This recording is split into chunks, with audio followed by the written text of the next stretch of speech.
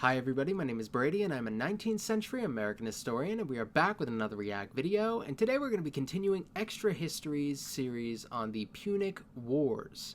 This has been a lot of fun and a little weird. When I say I'm a 19th century American historian, I give you that level of specificness, because I mean it. That's really where I'm comfortable. When I get out of that stuff, I don't know what I'm doing, but I'm enthusiastic to learn about stuff outside of my area of study. But learning about something that's from a totally different place, a totally different time from what I'm used to, it's been fun. And I'm looking forward to learning more. I've learned a lot from this channel so far, and I think it's actually kept me productive when I thought it was going to be a distraction from my work. It's kind of interesting. So let's get it started. Let's continue this. And if you haven't seen the first two I did on the Punic Wars, I have an extra history playlist thing on my channel, and you can go to that and you can watch that, as well as the series on the Articles of Confederation, which I also watch and I'm far more comfortable with. So, all right, let's get it started. Welcome back. When we left off last time, Rome was reeling from a major defeat at the Trebia River, bested by Hannibal's superior generalship and the consul Sempronius Longus's rash pride. Today we pick up in the aftermath of that battle, with Rome's legions scattered, Rome itself exposed. It's the winter of 216, and luckily for Rome, ancient war simply did not happen in winter. So from what I'm aware, Rome wins this, right? Because it's really going to set the foundation for Western civilization, and Rome is going to be that. But thus far, it's looked rather bad for them. I did say this in the previous one, I think. I've really enjoyed the military stuff here more than I expected to. I'm not a huge fan of military history, but something about fighting with swords and elephants is so much more fun than fighting with guns and bombs to me. So maybe I was just looking at the wrong time period for my military history.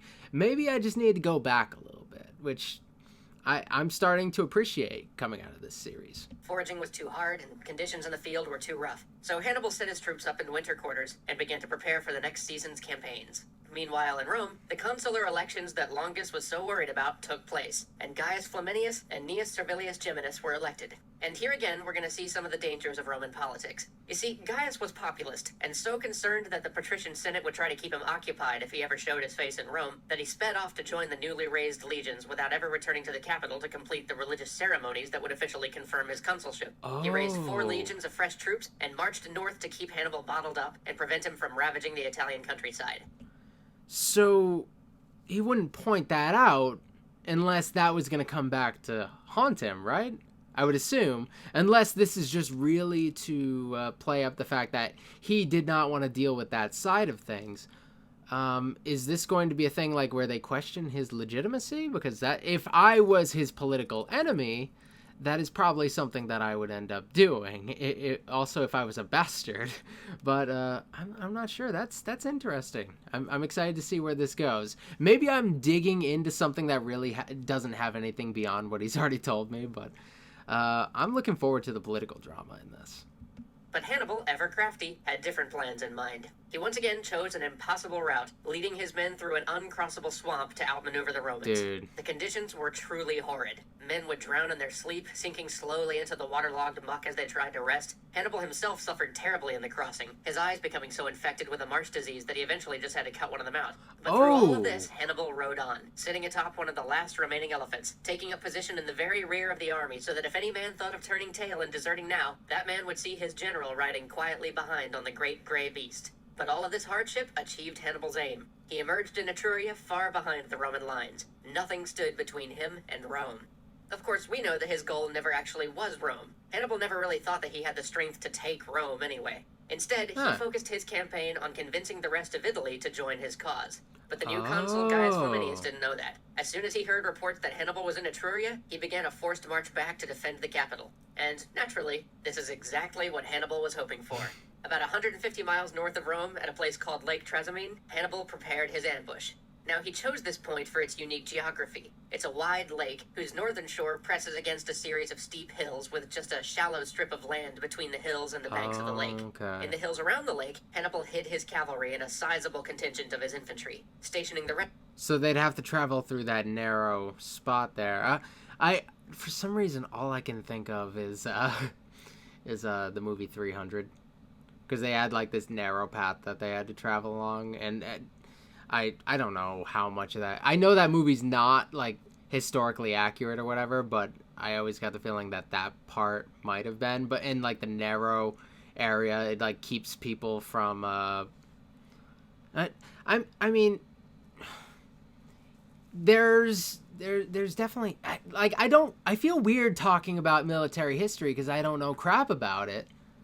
But I'm trying to give you my mental process, but that's why you're getting a whole bunch of jumbled up nonsense from me, because I'm trying to visualize it, but I don't know what works in warfare. I read The Art of War. I got nothing out of it. Rest of his foot soldiers on the tiny path between the lake and the hills. And then he waited.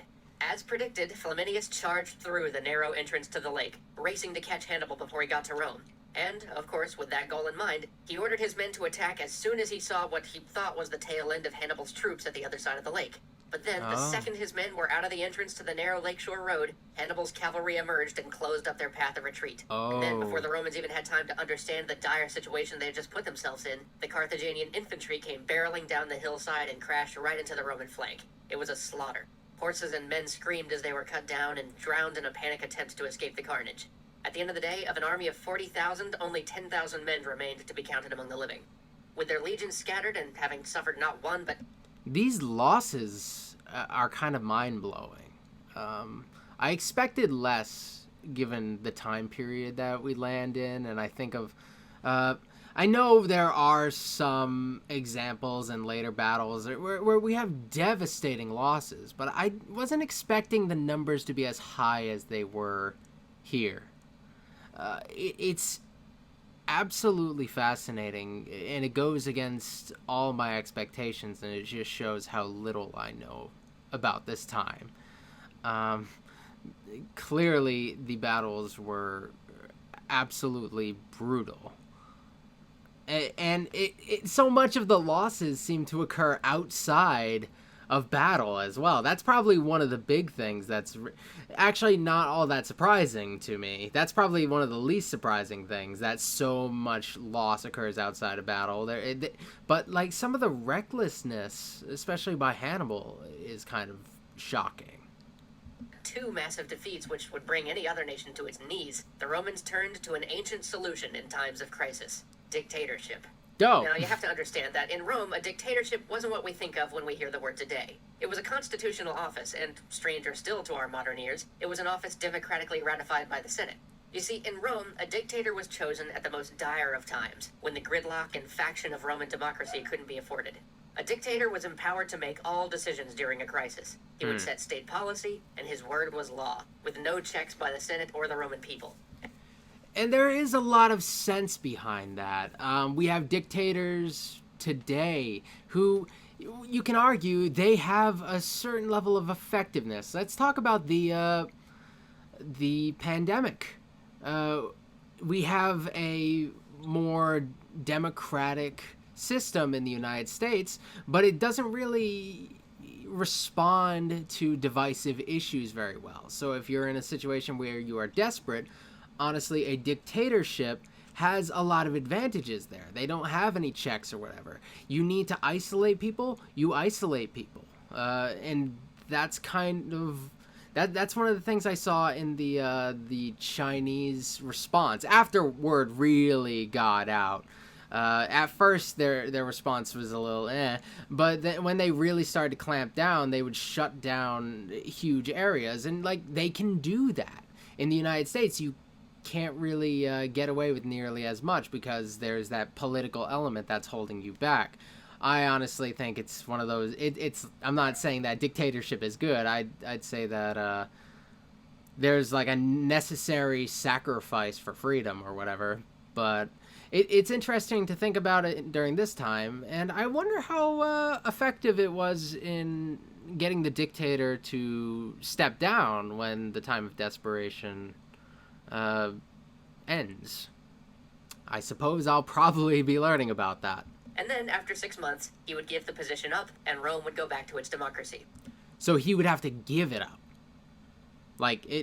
He would have to submit. It's not like, okay, you're no longer recognized as dictator anymore. Everybody stop listening to this guy. So he would have to give it back.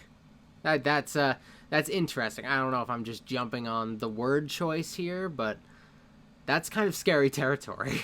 I could see that going south in many ways. And you know what else is weird to our modern ears? They always did. Until the waning days of the Republic, Dude. Every dictator voluntarily stepped aside, gave up that power, and handed the reins of the government back to the people. It That's really gives you a sick. sense of the culture and Roman honor that this happened every time for almost 500 years. And this time was no exception. The Romans elected Quintus Fabius Dope. Maximus, and as much credit... That's kind of amazing to me. I'm so cynical today to see that happen. I don't know. Maybe to not give it back would be too much of a risk. Maybe to give it back says something about you politically. It makes me think of, and I have to go to the examples within my range of studies. It makes you think of George Washington, when he steps down and decides I'm not going to run for president anymore.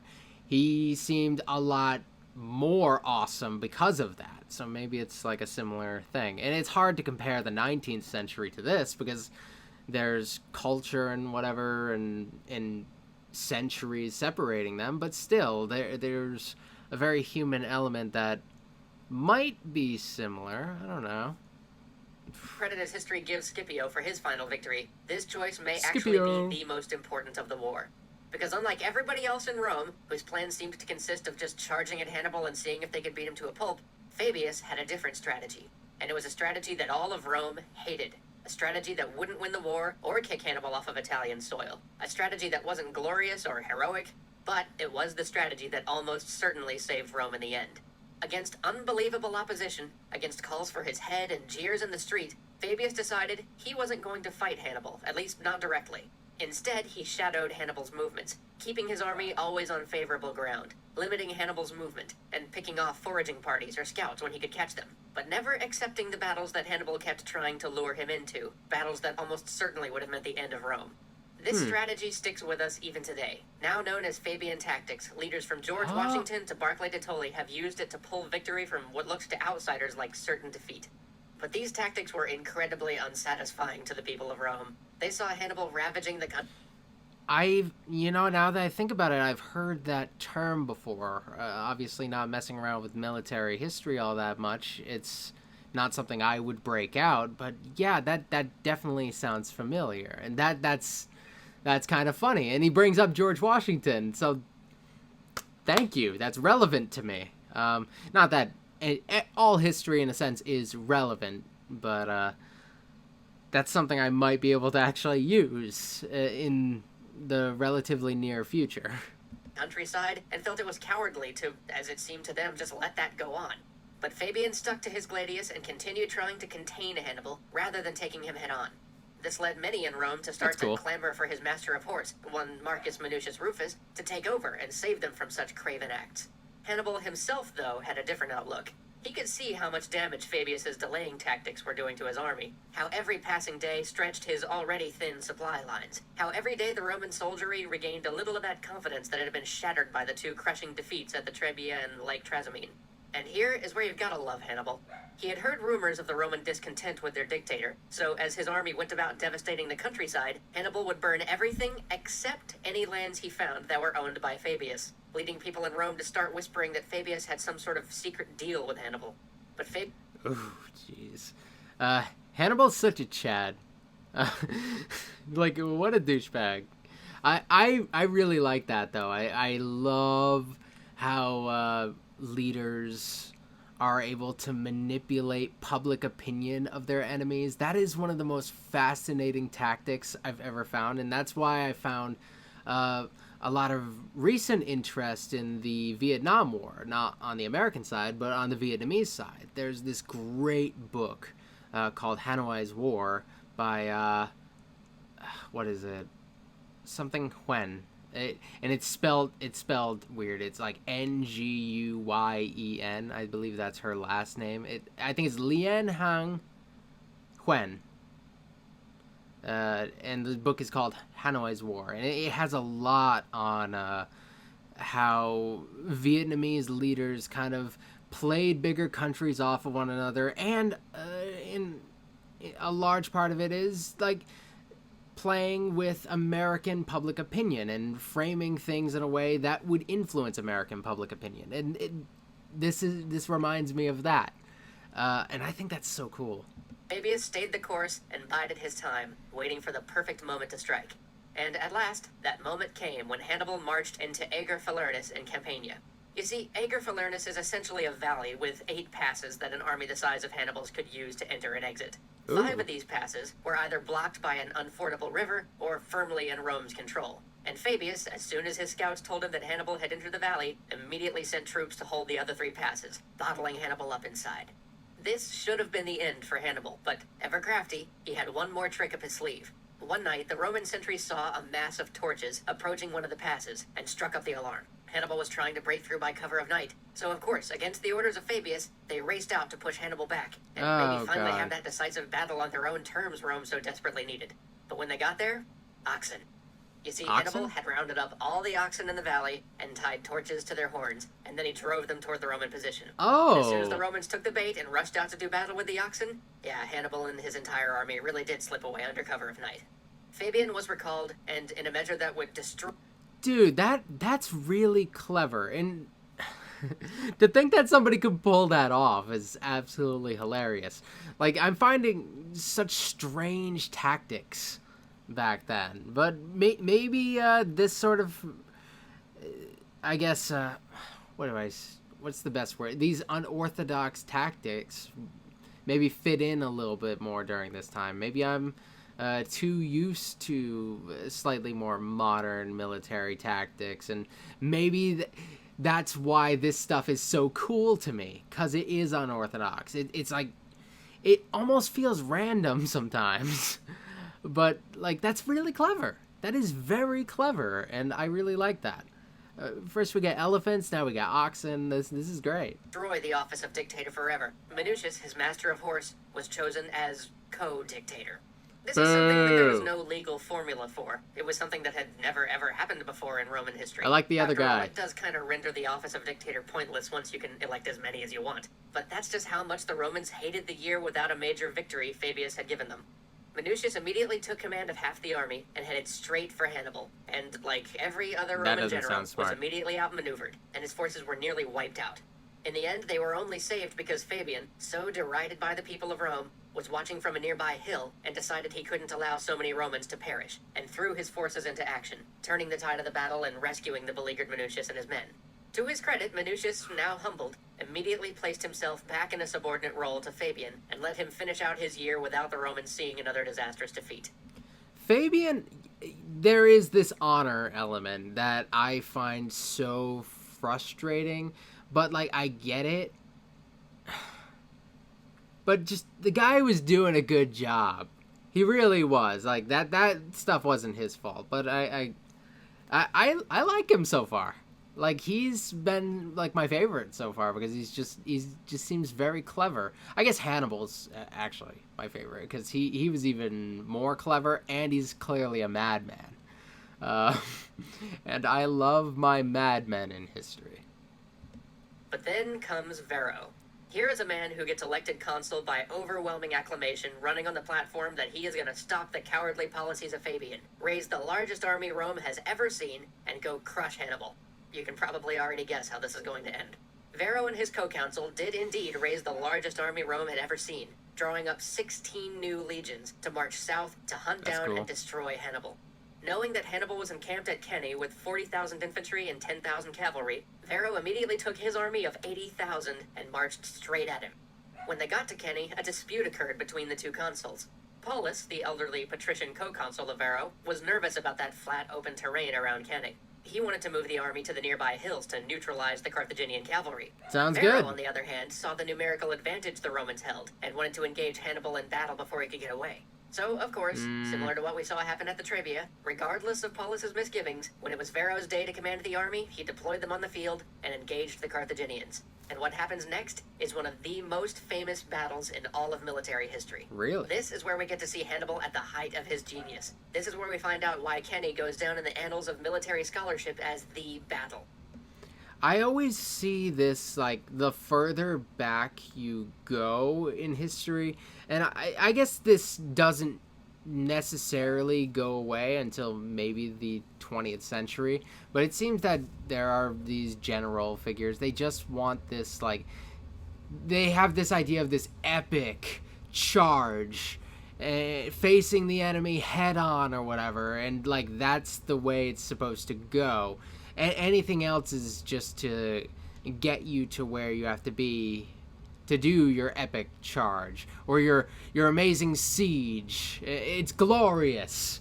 I never got that because I am not an honorable person. If I got into a fight with somebody, I'd kick them in the balls or like twist their nipples immediately.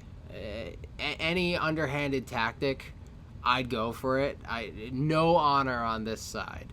So I can't look at this from my perspective. I have to put myself in their shoes, which is a little bit more of a stretch. But abstractly, I can understand the whole honor thing. At the same time, I roll my eyes when he tries to fight them directly, because I feel like if you have any way you can edge things in your favor, why not do it? You just look like an a-hole if you charge straight in and get your butt kicked. Why, throughout time, many of the greatest generals, right down to the 20th century, have referred to it as a work of art. Though if there can be art in anything that involves so much slaughter, I really don't see it. But this is where we at least get to see Hannibal's greatest moment, achieving something often termed impossible in the study of military tactics. The encirclement of a greater army by a lesser army. This is where Hannibal pulls off one of the greatest mind games of all time. For you see, Hannibal deployed his troops in an inverted crescent, with his weakest infantry in the center of the arc, protruding toward the Roman line, and his strongest infantry on the flanks. As soon as Varro saw this, he redeployed his troops. And normally, Roman infantry is spread out in a checkerboard-like pattern in order to give them more room to maneuver. But seeing the weakness of the Carthaginian center, Varro massed his troops in the middle, packing them close, hoping to use them as a ram to drive straight through the less reliable forces opposite them. But what he didn't know was that Hannibal had placed himself and his brother Mago in the center, as if to say to these troops, we haven't abandoned you. If you die, we die too, so don't flee. And it worked. The Roman hammer smashed into the front line, but instead of causing a total rout, it simply forced the Carthaginian center back, step by step. And the Romans, seeing the center giving ground, kept pushing, until that inverted crescent began to right itself, and then started to push in. But during all of this, the better Carthaginian infantry, the ones on the flanks, hadn't given an inch. They were still where they were at the start of the battle, which now meant they were on the Roman flanks. Suddenly, infantry on the wings wheeled around and encircled the now overextended Roman center. They're screwed, the Romans. Like, they can't stand it. Like, there's hardly room for escape at this point. So it makes me wonder, I don't know exactly how this is going to turn out. Are they going to just, like, completely wipe them out at this point? Because you don't see that happen a whole lot. Usually a significant portion of the army will get away. This has the makings of a complete slaughter. I'm nervous for these people from 215 BC. At the same instant, the Carthaginian cavalry, which had driven the Roman cavalry off the field, swept into the back of the Roman line. The net was closed. That already tight Roman formation was pressed so close that men couldn't even raise their arms to swing their swords. It was a total slaughter. Hundreds of men were butchered each minute until sunset. Livy tells us the panic was so great at the Roman center, there were men who, out of manic terror, dug holes in the dirt and buried their heads up to their neck in the ground so they would suffocate to death. Of the 80,000 Romans who took the field that day, only 3,000 escaped.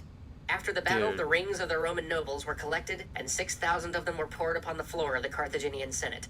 Among them were the rings of Gnaeus Servilius Geminus, the consul who tried to temper Flaminius and keep him from engagement at Lake Trasimene, Marcus Minucius Rufus, Fabius's master of horse, who only the previous year had been humbled at the hands of Hannibal and came to understand the wisdom of Fabius, and poor Lucius Aemilius Paulus, Varro's co-consul, who just the previous day had counseled Varro not to engage Hannibal on open ground. Poor Paulus, who, when wounded, ordered his cavalry to dismount and formed one of the greatest last stands of Cannae. Poor Paulus, who, when offered a horse by one of the few military tribunes to escape the battle, said, "Cornelius, do not waste in useless pity the few moments left in which to escape from the hands of the enemy." Dude, this is epic. There must be a movie on this. Like, I feel like I've seen some pictures in here. It showed one that looked like it was Hannibal from a movie. Dude, I want to see this movie. I know this is like real life or whatever, but this is kind of awesome. Like, how is a slaughter on this level awesome? I'm so totally numb to the death of thousands from studying history. It's just kind of how it happens. So you end up appreciating the craziness in the whole thing. This is on another level, and I think this series is kind of showing me I'm starting to understand more what people like in both military history and Roman history. I'm still very interested in the legal side of Roman history. That's something I really want to explore more, and you guys gave me some really cool suggestions for stuff I could check out on that, and I will be doing that some point down the line. It looks like we don't have a whole lot of time left on the video, so let's let it play out, and I'll give you my final thoughts, I guess. Go, announce publicly to the Senate that they must fortify Rome and make its defense strong before the victorious army approaches. And tell Fabius privately that I have ever remembered his precepts in life and in death. Suffer me to breathe my last among my slaughtered soldiers. But among all those rings, there was one conspicuously absent. Vero's, for he had no such compunction about taking a horse. So there we will leave out for today. The flower of Roman youth destroyed, their leaders all dead and gone, their armies scattered, and nothing between Hannibal and Rome. So join us next time for the conclusion of the Second Punic War. Thanks for watching. Dude, there's only one more? Like, Rome is supposed to win. How do they turn that around? At least I was under the impression that Rome was supposed to win. This has been a really fun series, and I'm excited to do more extra history going forward. I feel like I've been sleeping on them. I did a little bit of their Articles of Confederation thing early on the channel, but it took me forever to get through it. I'm far more excited about this, despite the fact that it's out of my area of study. The Articles of Confederation thing was something I was comfortable with, and I didn't really jump to do the next video. It took me a long time, and I had to remember, oh wait, I'm supposed to continue the Articles of Confederation series. This one, I'm excited for every single video. I guess it's because I don't know how it's going to turn out, which is really cool. I mean, I kind of do. Rome wins, but like how? It's all about the how. This is really cool. Wait, there's a little more time. Let me just make sure there's nothing else. Yeah, it doesn't seem. Yeah, just the credits. Cool. Yeah, that was fun. I'm really excited to see how it ends, and to continue doing more of their series. I have the next one already decided, and you'll see when that comes out. But this one's a lot of fun. I hope you guys have been enjoying this as much as I have. I find like absolute delight in these videos, so I hope you are enjoying them as well. Like this video if you like this video. Subscribe for more. I do videos every single day. Tomorrow should be Saturday at the time this video comes out, so who knows what I'm going to be doing the next day. You'll have to subscribe to find out. Thank you for watching, and I'll see you guys next time. Later.